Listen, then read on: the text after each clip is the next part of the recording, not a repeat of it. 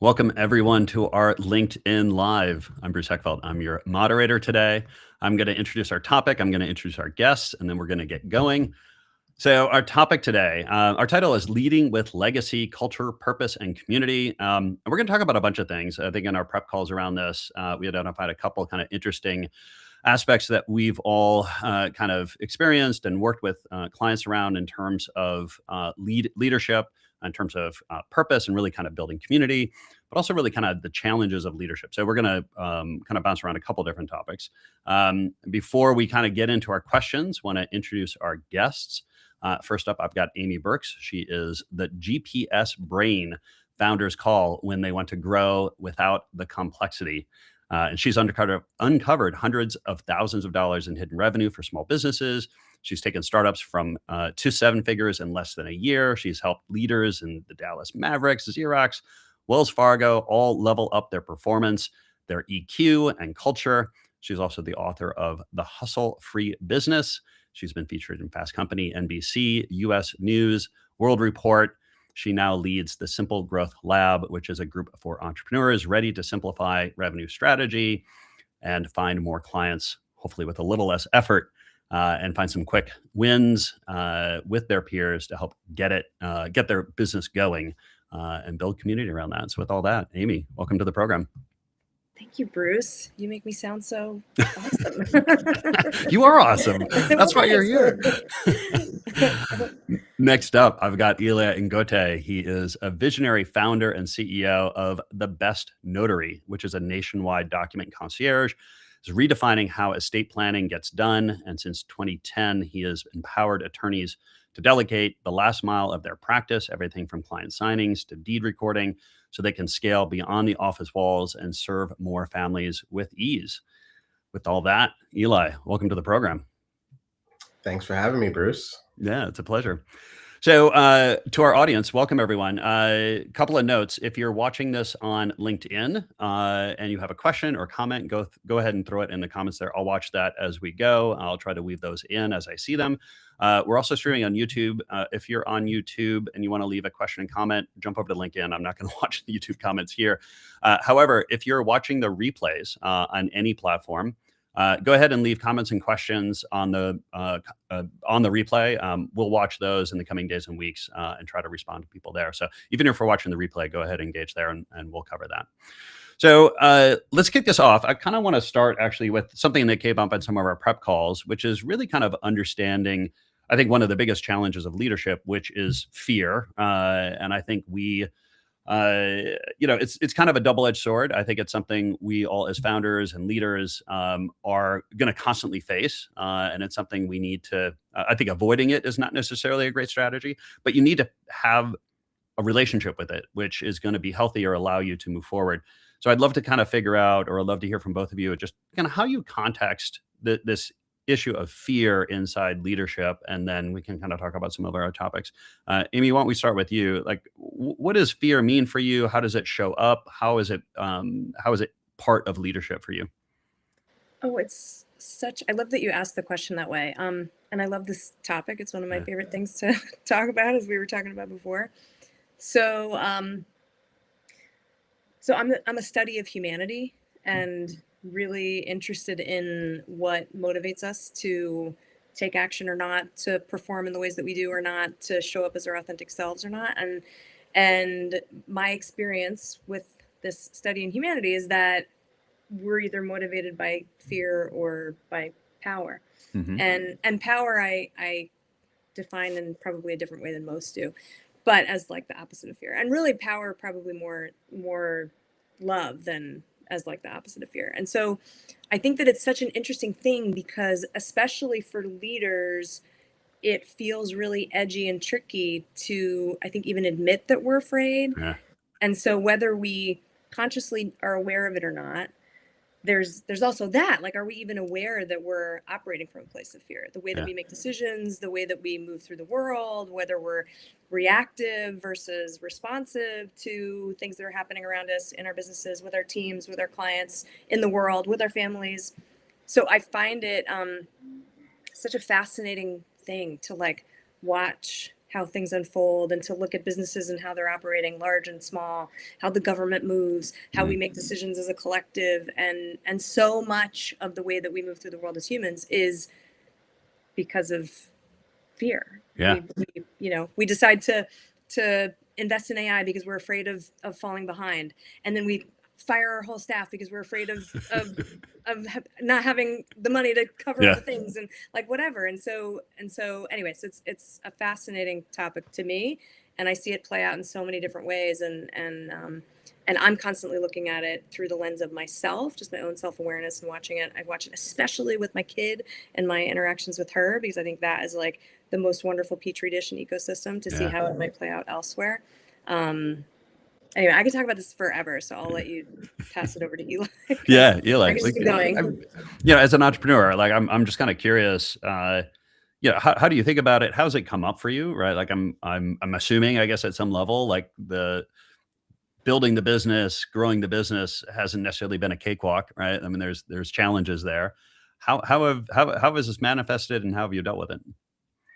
Yeah, great points, Amy, about how it's at the core of most of our decisions, right? We're Yeah. still reptiles, right? At the core of who we are. And we forget that. There's literally a reptilian brain that inhabits, our awareness.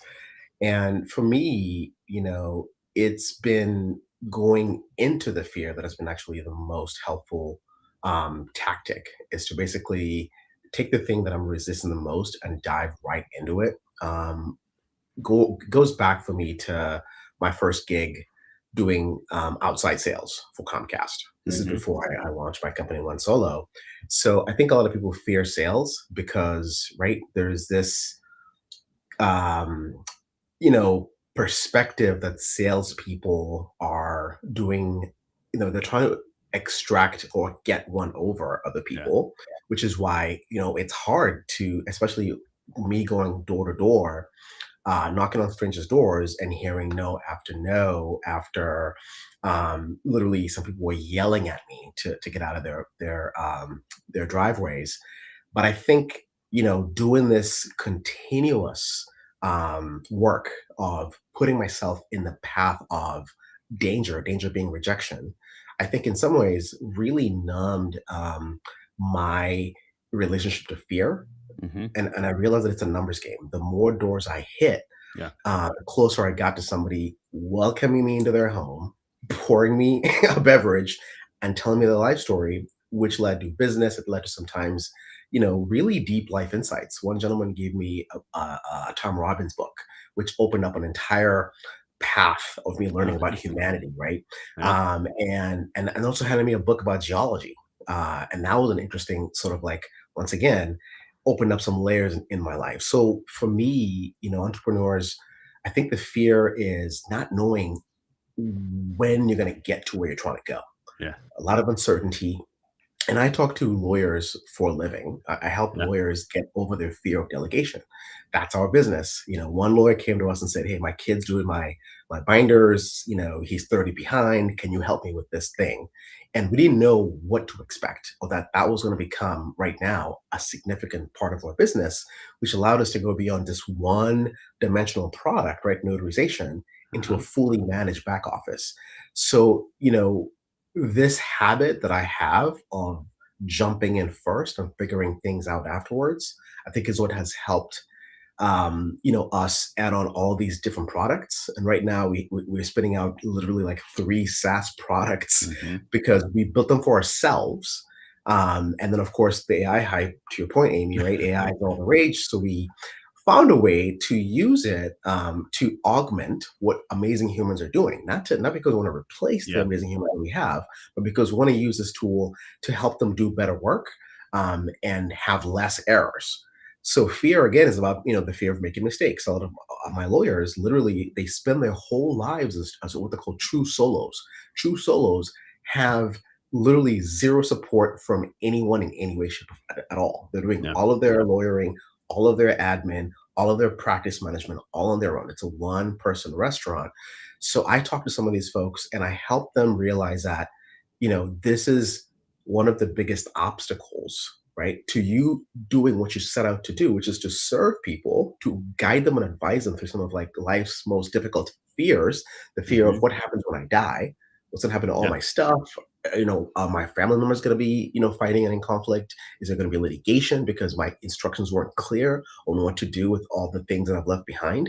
So we are literally at the intersection of fear every single day, whether it's me with my team, whether it's my lawyers, at delegation, and whether it's their clients when it comes to what happens when I die. Yeah.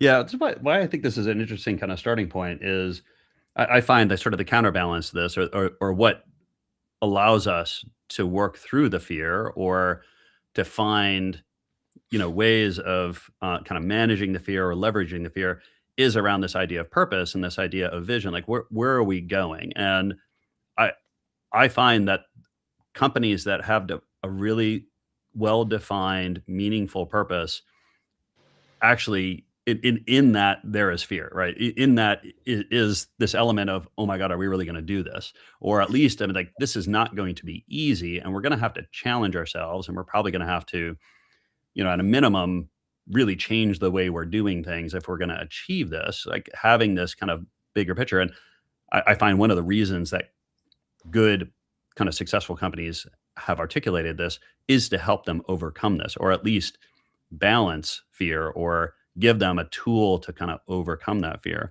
I'd be curious to kind of see like what role does purpose play in organizations that you've worked with or that you've been involved with in terms of kind of balancing or pushing through some of that, and what is the dynamic there that you've seen, Amy? I'd love to kind of hear your take on that one.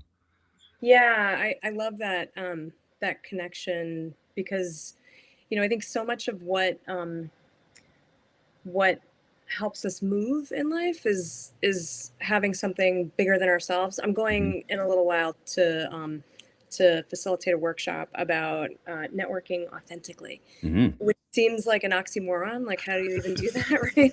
But but the reason that it feels weird is because it is weird because there's a lot of inauthenticity, and so much of what comes from that is fear, and that all of that fear is really around the fact that as humans we are just inherently self-centered, Yeah. and that's not there's nothing bad about that. It just is, and that fear is part of that. Like we're constantly risk assessing, and looking at the world around us for threats and trying to figure things out. Like Eli said, the reptilian brain, it just hasn't evolved yet, right? The part of our brain that helps us make decisions in business, helps us know when to cross the street safely, helps us know, if it's okay for our child to stick a fork in the power outlet. Like all of that is the same part of the brain that is also used to looking for saber-toothed tigers around the corner. So it hasn't evolved yet. We equate everything basically with death.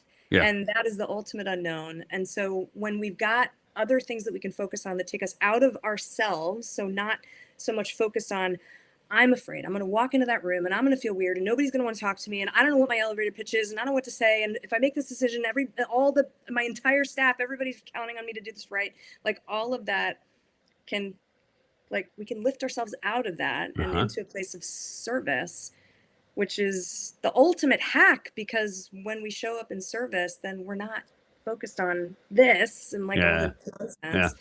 We're able to show up for something else. And so purpose, I think, is really important because it gives everybody an opportunity to be a part of something that's bigger than themselves and can take them out of that spinny, messy, like place.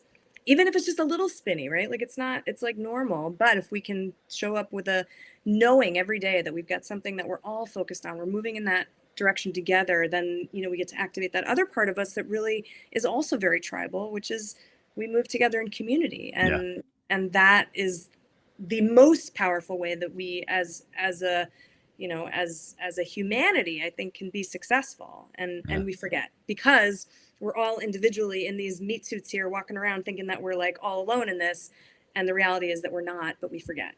Yeah, I want to come back to that one because I think there's some key aspect of community and belonging that I want to dig into. But I want to hear from Eli. Like, as you've kind of scaled the business, grown the business, expanded things.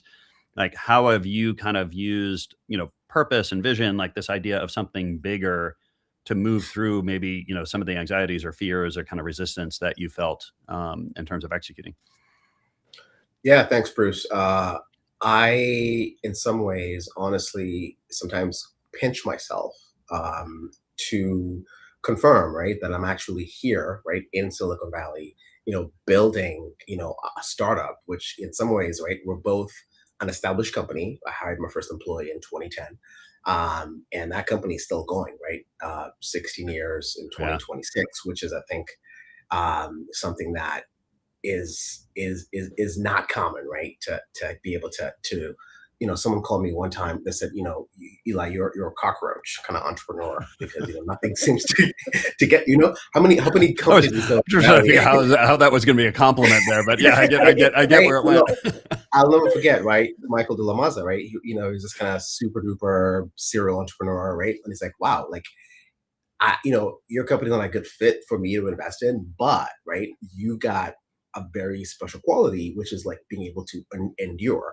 Yeah. So in some ways, when I'm running this marathon, which began back in Nairobi, where I was born and raised, which is why I'm like, wow, I'm here in the middle of right one of the most innovative. And someone said to me, "You're crazy for building a company in Silicon Valley because the most competitive place on earth is to Yeah. build a company." It's like I'm in Budapest, I'm in all these places, I'm in Chiang Mai, where I don't have to deal with the stress of all Yeah. these people competing for, as Amy was saying, limited resources, because that's just how humans roll, right? Yeah. Two choices, good or bad, right or wrong, and it's been a journey of honestly unpeeling, what is truly important to us. And number one is stay alive, don't die, because, Mhm. things are trying to kill you, right? Whether it's like, the car next to you when you're driving, or just this existential fear, which, some psychologists, call death anxiety, as part of a larger scope of work called, terror management theory, which is Mhm. the theory that we are constantly making decisions from a place of, is this leading me closer to death or closer towards life? Mhm. And even sometimes towards immortality, which is the legacy we leave behind when we die. Mhm. So essentially, reading a book by Ernest Becker, The Denial of Death, which says all of our culture, all the things we spend time on, the art, the movies, the shows, all of it, in some ways, is a way to buffer, right, our knowledge from a very young age. We realize that, oh my God, I mean, these animals are dying. Yeah. We also are gonna go that same way, and that creates this like serious dissonance. Like, why do anything when we know we can die and we don't know when we're gonna die? Mhm. So, especially in these current days and times, things are kind of crazy. We have to find a way to ground in something bigger than ourselves. So, for me, just being able to represent Kenya and represent my ancestors as someone who has, overcome. People before me overcame a ton of obstacles, Yeah. right? To be able to thrive in a place where the system is trying to limit what you can do to control you, and in many ways to kill you. Mhm. So I think I carry a lot of sort of I'm holding a lot of weight of expectations, of putting not just Kenya on the map, right, but those who did not come from means, those who did not have the wherewithal, knowledge wise, financially, network wise, to be able to go the distance in the world of entrepreneurship, to take on the system and actually create lasting change. So for me, taking on estate planning, somebody said to me, and this is a woman who's building a network for Black attorneys, because it's hard, Mhm. they're all kind of spread out. She's like, she's a lawyer. She's like, why are you doing this, Eli? When I told her what we do, which is like bringing the estate planning attorney's office into people's homes, Yeah. digitally and in person, she's like, why did you decide to do this? Because she understands how difficult it is Yeah. to bring change into the world of estate planning. So for me, that legacy piece is what keeps me going, and what I try to remind these attorneys I'm talking to: let's zoom out beyond you being afraid of something going wrong, and you being embarrassed, in front of your clients. And let's think about how many more families you could serve and how much more philanthropic work you could do now that you're not stuck behind the desk, becoming a very highly paid admin assistant in many Yeah. levels.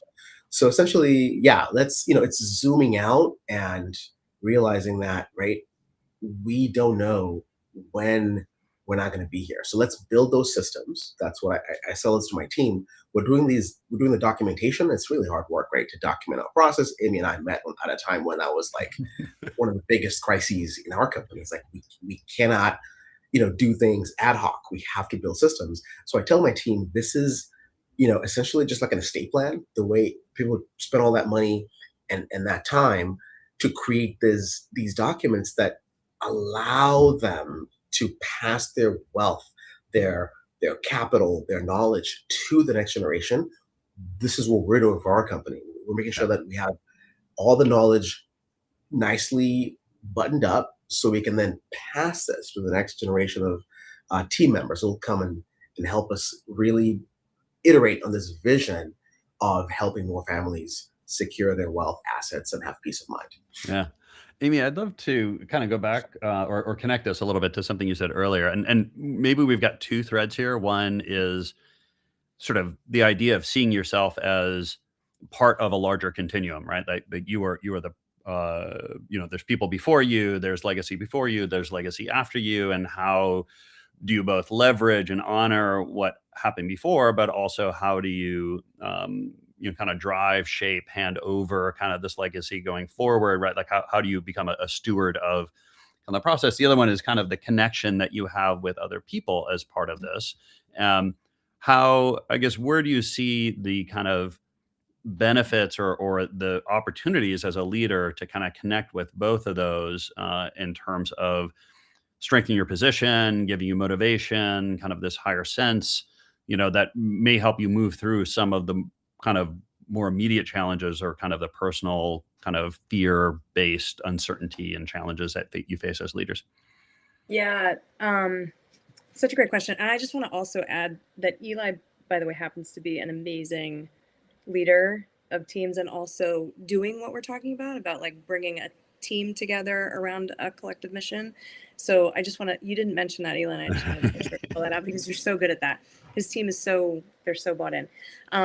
So I think that there's, there's lots of different pieces that we could talk about here. I think that part of where maybe we'll talk about where we get hung up a little bit and Yeah. then lead us to where we can do better. But I think we get hung up in a couple different places. One is that just in our, like, this is like emotional intelligence kind of one-on-one stuff, right? We are in our human interactions and how we relate to one another often, we see everybody through our lens, like our experience of them is just ours.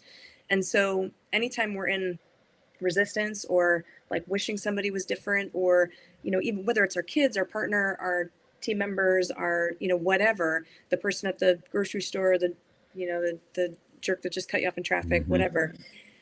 All of that is through the lens of our perspective. And so when we can get to a place where we can, number one, know that that's true, right? That every experience we're having with somebody else is ours and ours alone, no matter how their behavior Yeah. may be. And then number two, when we can also be in a place where we can accept others as they are, Mm. then everything gets easier, right? So like me and the friction that I've had with my mother since I was, 7 years Mhm. old, and like felt brave enough to talk back. And she's amazing, right? My mother is a wonderful human being, Yeah. but I can't like have that experience of her unless I choose to, unless I Yeah. decide that her idiosyncrasies and and whatever are just okay. Like it's just okay for everybody to just simply be who they are. And so I think that has led us to this place where we are as a as a country, certainly, right, in the United States, and has spread throughout the world where we just can't, we have no tolerance. Like we have no tolerance for other people simply being who they are. I run into this with my 10-year-old, right? Like I just want her to clean her room. Just do it. Just put your backpack on and go out the door. Come on, let's go. Right. But that's all mine. So I think Yeah. that's one piece of it that is really useful to be aware of, is that when we can be in a place of acceptance of what is, and not like in an, it is what it is sort Yeah. of way, but like a genuine, it's a powerful place to be, Yeah. of like, this just simply is. Yeah. And it is not a good use of my energy resources to try to change it or force it to be different. Then that allows us to be more powerful and to show up more powerfully from a place of purpose. And so then the other thing that I think is really interesting is how much we resist intimacy, in connection. And that's not like not just in a romantic sense, but in the sense of, Yeah. human to human in general. And that there's something very, very, very vulnerable and very, very scary from a reptilian sense about allowing ourselves to be intimate with others. And so in business, we have been very clear that intimacy is not okay. We don't do that. We separate business and personal. You Yeah. do your personal stuff on your time. We don't need to, we don't cross those boundaries. That is very, very clear. And again, I'm not even talking about like romantic or anything like that. Just like genuinely, Yeah. like, Real I life. remember my first Yeah. business coach told me that I couldn't be friends with my clients, and I was like, it was like the record scratch, like, I was like, wait, what? I don't understand. It like did not. And make why? Why did that run afoul because for there you? was some boundary that would then cross to make it muddy or messy with money or things like that. And the reality is it's not true, because if we can allow ourselves to be more intimate and to have relationships where we actually care about others, where we bring empathy to the table, where we're not performative, where we're allowed to be ourselves, where they're allowed to be themselves, then we can actually have, any sort of transparent conversation that might need to happen, and not have to worry that it's going to go badly if somebody's payment is declined, or Yeah. whatever the things are, right? If somebody's not showing up to work on time and we got to manage that, like if we have a relationship where trust is available because we have prioritized intimacy, then everything actually does get easier, because we're not showing up afraid. When we Yeah. allow intimacy to be available, fear is not there. Yeah. So I don't know if that answers your question, but that I think this idea of acceptance, certainly, whoops, we lost her. Now I wanted to answer her something.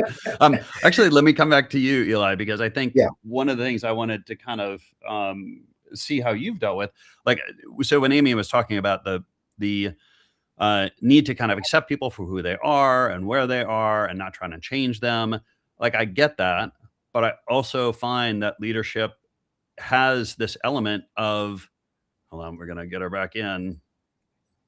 Oh, there we go. Oh no. We'll get her. Don't worry. I find that this leadership does have an element of inviting people to change, or inviting people to kind of think differently or behave differently or show up differently. And I want to sort of see, there she is. She's back.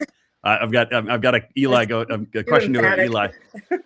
So as a leader, how do you both kind of embrace where people are and who people are and where they are, but also invite them to change, or invite them to into something new, say? Like, how do you Mhm. kind of balance that as a leader, or what's your experience in kind of working with people around that? Yeah, that's one of the hardest things to do, I think, is to really meet everyone where they are. Going back to what Amy said about whatever is coming up is your own experience. Yeah. So I've been very fortunate to have worked pretty deeply in a modality called nonviolent communication, right? Ooh, And NVC, right? NDC, yeah. NVC, right? So we're getting into like, how do I say this to you in a way that is coming from my experience, which no one Uh-huh. can really challenge, right? Uh-huh. And then how can I make a request, right? A request that is a pure request, not a demand, Yeah. which is, if you don't do this, there's going to be some consequences, right? Which is Uh-huh. sadly what happens when you get triggered, right? When one of my team members, drops the ball, I'm hearing that sometimes it's hard for the team to come forth with issues because of this kind of blame culture. This has Yeah. come up multiple times. I'm very glad that I've created a culture where people can kind of voice kind of what Mhm. what they're feeling as team members, right? And this blame culture, I'm hearing is what it really kind of like reduces the time to break the glass. We've got a channel in Slack called Break the Glass, right, where something is amiss. We kind of notify everyone so we're all aware of what's happening, who owns it, who's going to get it resolved. So I think making what NVC calls a hungry duck request. A hungry duck request is a request that is akin to you handing a piece of bread, right, at the park to some ducks, right? Mhm. They might eat the piece of bread. They might not eat the piece of bread. Mhm. Like, it doesn't matter. You're offering this with a clean and kind of clear, no strings attached type of situation, right? So I think that's the hardest thing to do as leaders is to be that vulnerable that this ask I'm making to someone, they might say no. Yeah. If they're truly empowered and know that there is no catch to it. So kind of overcoming this kind of power dynamic, this power imbalance, that affects a lot of kind of work and business relationships. Like Amy said, right? Her coach was like, "Don't be friends with the client because it's gonna put you maybe on the same kind of playing ground, and then you're gonna discount your fees, or you're not gonna be in this position of power of Yeah. dispassionate." So I think for me, it's been a lot of humility, Yeah. and really realizing that I'm as human as my team members are, Yeah. and they have many strengths that I do not. When it comes to like sitting down with a task that is not interesting or stimulating, I am the worst person for that task. And thanks to Amy and one of her coaching groups of kind of fellow entrepreneurs, I finally got to read a book that has been coming up like in the last 5, 6 years, maybe 7, 8 times. And this book is Who Not How. Okay. Dan Sullivan and Dr. Yep. Benjamin Hardy. So, this book talked about the wisdom of procrastination, right? Mhm. You are essentially not doing this thing because it doesn't stimulate you. But guess what? There's a who out there, right? My amazing team of 10 people that I work with who can own a lot of these hows that Yeah. I fail at. I'm even the things I used to love, like video editing, it's becoming a problem because, I just really, I've got the vision. I know what I want to appear on the other side, right? And sitting in that video editor, making it happen myself is a terrible use of the company's time and Yeah. resources. So I think me sort of giving up control, once again, getting over the Mhm. fear that, there might be a typo, in that video title. There might be an email that goes out and maybe doesn't say exactly what it should say. Overcoming that fear of a mistake will happen, a client will be upset, right? The delivery team will, fumble, and a client's going to be upset. Overcoming that fear of, okay, I'm going to have this really, really tough conversation with the client to say, Yeah. hey, you know what? The binder got lost. It's happened once, by the way. In the last 4 years, we've lost one binder, and FedEx Mhm. lost it. And Mhm. we had the activity log to prove it. My team member delivered 5 binders to FedEx, right?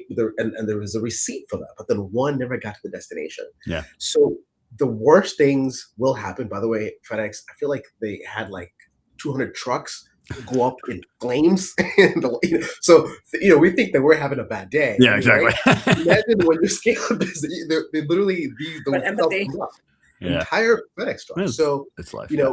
it's the nature of doing hard things. There Yeah. are going to be problems, but how we react and deal with those problems is really what Yeah. defines who we become, and maybe how far our vision can go. The more Yeah. tolerance you have for these uncomfortable conversations within your company, with your clients, with their clients, right? We had a client who recently wanted to see, our SOC2 certifications, Yeah. and got deep into the weeds to the point that, wow, like, we're not quite, really large company, but here's what Uh-huh. we're doing Yeah. to make sure your data is safe and secure. Yeah. So, for us, we welcome that as a moment to like, okay, let's get you what you need from all these vendors that we use because they Mhm. have those certifications we don't yet, right? Mhm. But also like it's okay that you ask these Yeah. questions. We're gonna show you what we can We'll do, figure as it out. opposed to, ooh, let's not talk about this. Let's find a way Mhm. to not deal with this. So Yeah. going into it openly saying, hey, we don't have this assurance that you're looking for, but here's what we can do instead. Yeah.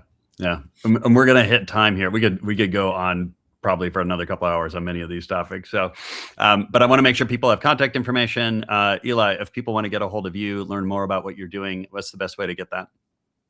Yeah, so our website is thebestnotary.net. Not the .com. I'm working on reclaiming that. I'm on LinkedIn, Eli Agote. You can find me on there. I love to share what we're working on, and very happy to work with anyone, in the estate planning world and beyond when it comes to notarization in general. Awesome. And Amy, what's the best way to get a hold of you, find out what you're doing? Yeah, my website is amyburks.com, amybirks.com, and Uh-huh. that's a great place to find me. And then I'm on LinkedIn. I don't post very often, but there's a lot of stuff there from the past, and occasionally I pop on. Same Amy Burks, and I think my LinkedIn thing Your says URL. Strategy Ninja. My URL Okay. says Strategy Ninja, and it, so All you right. might take it that way too.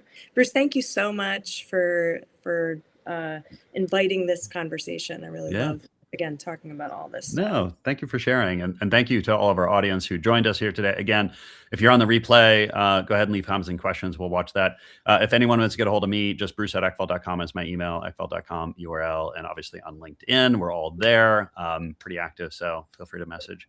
And thank you everyone for joining. And thank you again to our guests, Eli and Amy. It was been an absolute pleasure. Thank you, Bruce. Thank you, Amy, for making this happen. Appreciate you Thank guys. you, Eli. Have a great day.